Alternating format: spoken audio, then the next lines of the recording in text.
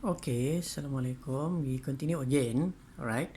So this is for event number 3. Alright. So this is analysis for event number 3. Okay. So basically, so this is the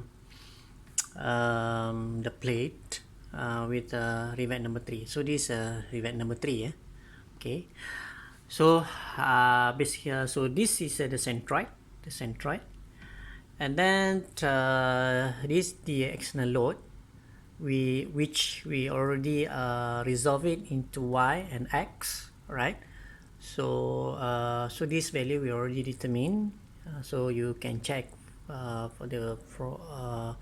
you can check from the previous video, right? So so this is Rivet number 3. Okay, so for Rivet number 3 we have F3 is tangential force.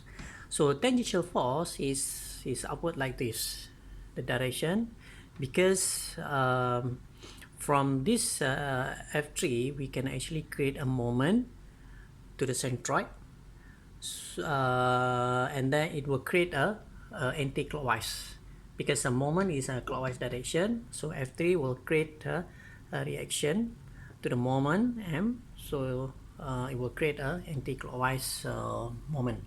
So that's why the direction is upward, right?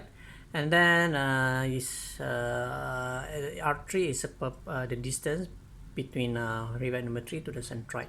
So the force, tangential force, is perpendicular with the distance R3, right? So if we take the Rivet 3 as for free body diagram, so this Rivet number 3, and then the forces we have px over 4, and this is a reaction direction force in x, so is to the right, because the load, the external load, is to the left, so here to the right.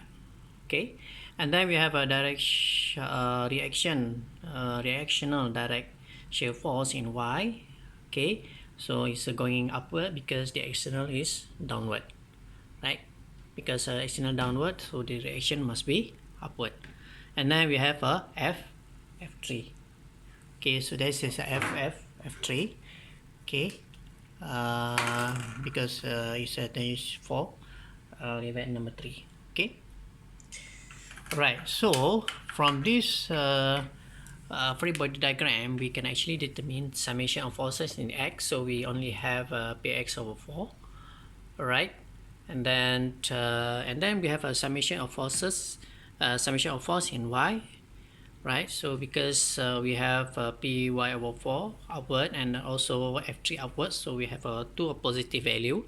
So py over 4 plus f2, right? So we get a summation of force in y, right?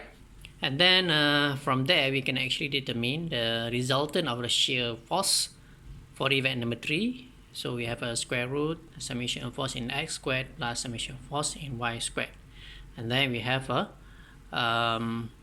resultant of the shear force for event number 3. Okay, all right. So after this we will move on to event number 4.